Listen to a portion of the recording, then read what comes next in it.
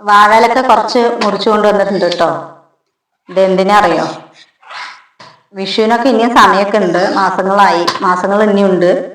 അപ്പൊ ഇന്ന് 4 മണിക്ക് ചായക്കില്ലേ അട ഉണ്ടാക്കണം എന്നൊരു ആഗ്രഹം. അതുകൊണ്ട് കുറച്ച് വാഴയിലൊക്കെ മുറിച്ചു കൊണ്ടുവന്ന് ഇലയൊക്കെ തുടച്ച് വൃത്തിയാക്കാണ്.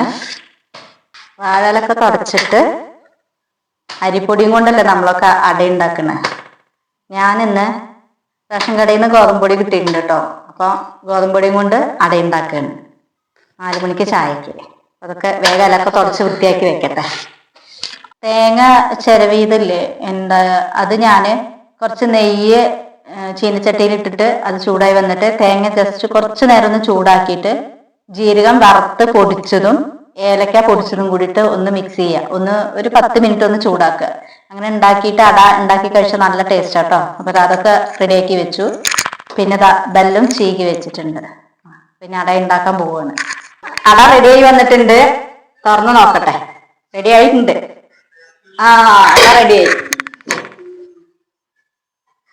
റെഡിയായി വന്നിട്ടുണ്ട്. ഇനി ഇതൊരു പാത്രത്തിലേക്ക് മാറ്റട്ടെ.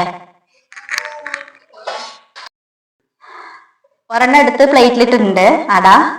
അപ്പൊ തുറക്കട്ടെ. നല്ല ചൂടാണ്. ഇതാട്ടോ റെഡി ആയിട്ടുണ്ട്. ആഹാ, നെയ്യുടെ മണമൊക്കെ അടിപൊളിയായിട്ടുണ്ട്. അപ്പൊ ചൂടോടെ തന്നെ ഒന്ന് കഴിക്കട്ടെ.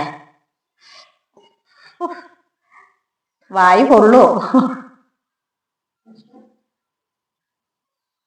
അടിപൊളിയായിട്ടുണ്ട്. ജീരകം വറുത്തിട്ട് പൊടിച്ചത് നല്ല ടേസ്റ്റ് കേട്ടോ. നല്ല മണമുണ്ട്. അപ്പൊ എല്ലാവരും ഒന്ന് ഉണ്ടാക്കി നോക്കണം കേട്ടോ.